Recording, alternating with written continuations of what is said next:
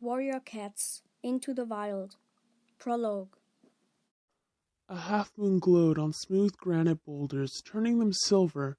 The silence was broken only by the ripple of water from the swift black river and the whisper of trees in the forest beyond.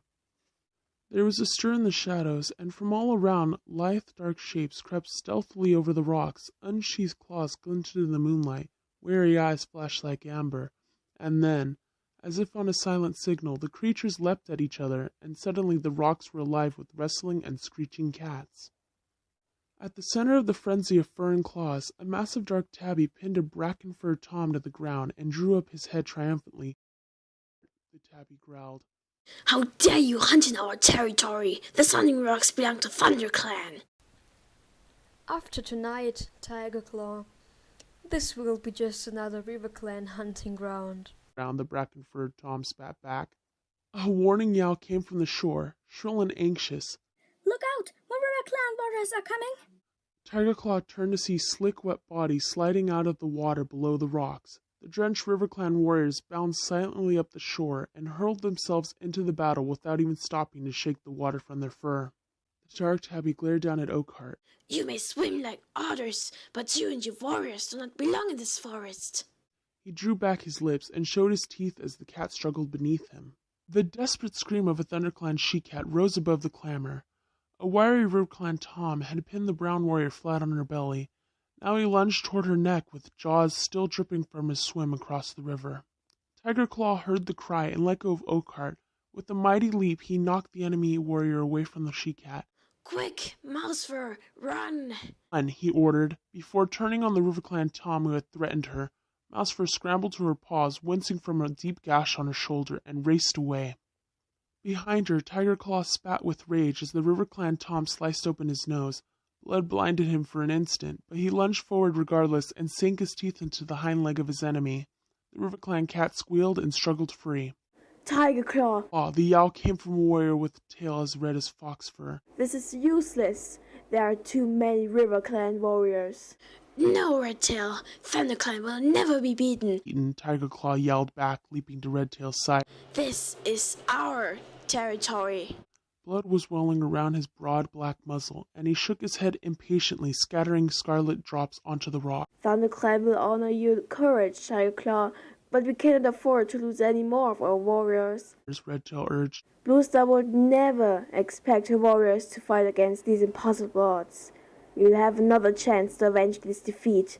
He met Tiger Claw's amber-eyed gaze steadily, then reared away and sprang onto a boulder at the edge of the trees. "Retreat, ThunderClan, retreat!" He yelled.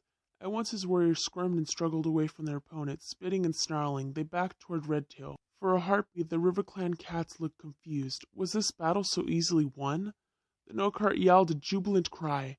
As soon as they heard him, the RiverClan warriors raised their heads and joined their jeopardy in caterwauling their victory. Redtail looked down at his warriors. With a flick of his tail, he gave the signal, and the ThunderClan cats dived down the far side of the Sunning Rocks, then disappeared into the trees. Tiger Claw followed last. He hesitated at the edge of the forest and glanced back at the blood-stained battlefield. His face was grim, his eyes furious slits. Then he leaped after his clan into the silent forest.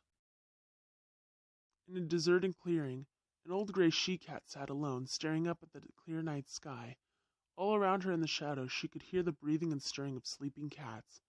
A small tortoiseshell she-cat emerged from a dark corner, her paw steps quick and soundless. The gray cat dipped her head in greeting. "How is Mousefur?" "Her wounds are deep, Bluestar, Answered the tortoiseshell, settling herself on the night-cool grass. but she is young and strong. She will heal quickly."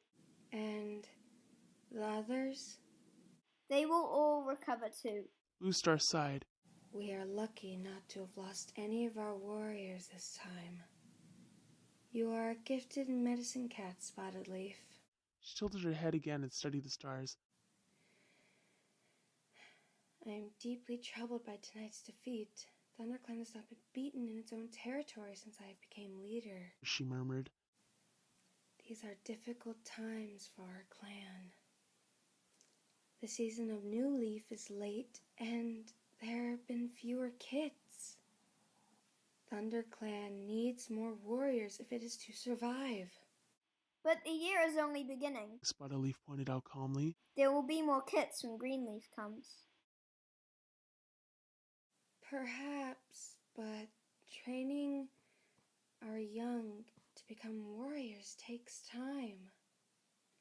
If ThunderClan is to defend its territory, it must need new warriors as soon as possible.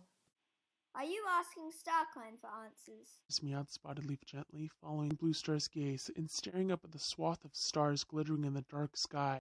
It is at times like this we need the words of our ancient warriors to help us. Has StarClan spoken to you? Bluestar asked. Not for some moons, Bluestar. Suddenly, a shooting star blazed over the treetops. Spottedleaf's tail twitched and the fur along her spine bristled.